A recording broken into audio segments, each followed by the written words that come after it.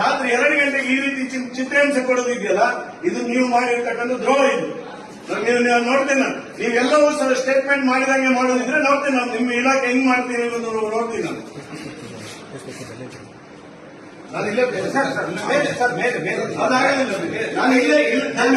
ನಾನು ಬೆಳಗಿನವರೆಗೆ ಇಲ್ಲೇ ಮಲಗುದು. ನನ್ನ ಕುರ್ಚಿಯಲ್ಲಿ ಕೂತ್ಕೊಳ್ಳೋದಿಲ್ಲ.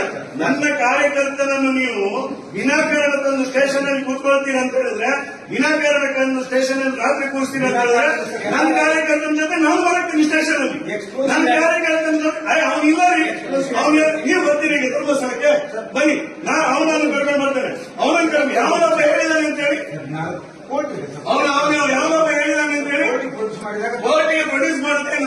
ಒಬ್ಬನ ಅಮಾಯಕರನ್ನು ಕೇಸ್ ಹಾಕಿದ್ದಂತ ಕೋರ್ಟಿಗೆ ಪ್ರೊಡ್ಯೂಸ್ ಮಾಡಿ ಏನ್ ಮಾಡ್ತೀವಿ? ಕೋರ್ಟಿಗೆ ಪ್ರೊಡ್ಯೂಸ್ ಮಾಡಿ ಏನ್ ಮಾಡ್ತೀವಿ ನೀವು?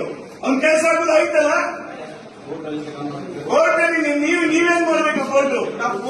ಕೋರ್ಟಿಗೆ ನೀವು 10,000 ಜನ ತಂದು ನೀವು ಕೇಸ್ ಕೋರ್ಟಿಗೆ ಹಾಕಿದ್ರೆ ಅದರಲ್ಲಿ ಯಾರಿಗಾರ ಅವನನ್ನು ಹಾಕಿ, ನೀವು ಯಾರು ಬೇಡ ಅಂತ ಹೇಳ್ತಾರೆ?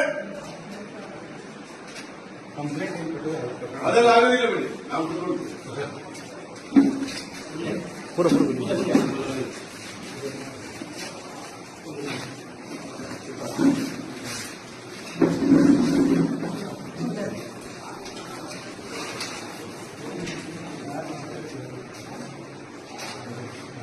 ಕಾಂಗ್ರೆಸ್ ಏಜೆಂಟ್ ಬೆಳ್ತಂಗಡಿ ಪೊಲೀಸ್ ಅಧಿಕಾರಿಗಳಿಗೆ, ಕಾಂಗ್ರೆಸ್ ಏಜೆಂಟ್ ಬೆಳ್ತಂಗಡಿ ಪೊಲೀಸ್ ಅಧಿಕಾರಿಗಳಿಗೆ, ಕಾಂಗ್ರೆಸ್ ಏಜೆಂಟ್ ಬೆಳ್ತಂಗಡಿ ಪೊಲೀಸ್ ಅಧಿಕಾರಿಗಳಿಗೆ.